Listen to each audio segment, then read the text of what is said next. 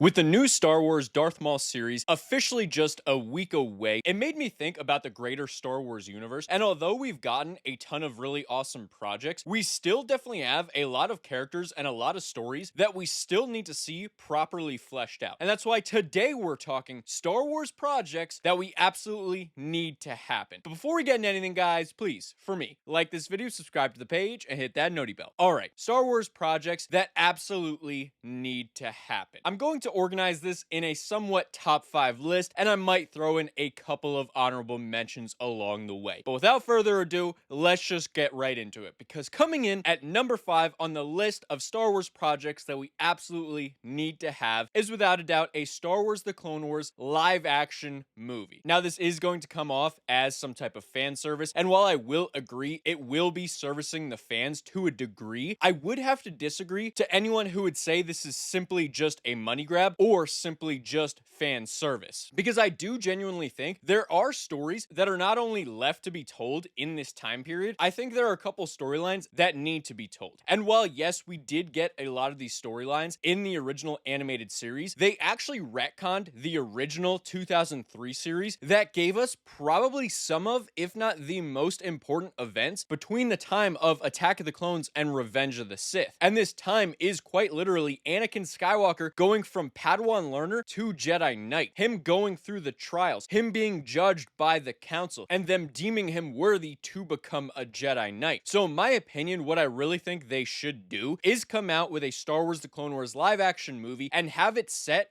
right before the events of the animated series that came out in 2008. And what you do is you have it focus on the relationship between Obi-Wan and Anakin, have it be right before Anakin does become a Jedi Knight, and throughout the movie have him showcase why he is worthy to become a Knight. And about halfway through the film, you do have him officially become a Jedi Knight, and you can also have him get his iconic scar at the hands of Ventress. You can have her be one of the main antagonists of the film, have her go toe-to-toe with Anakin with Obi-Wan, and then it would help to explain why in the animated movie and also in the animated TV series they seem to already know each other. So this would definitely be backed up by things that we've already seen in the series. And not only that, it could also help to explain why Palpatine is so okay with Asajj Ventress being a thing, and it could go into explaining while Palpatine is okay with the rule of 2 and genuinely does follow that, going with Darth Maul, Count Dooku, and then eventually Darth Vader. He does also have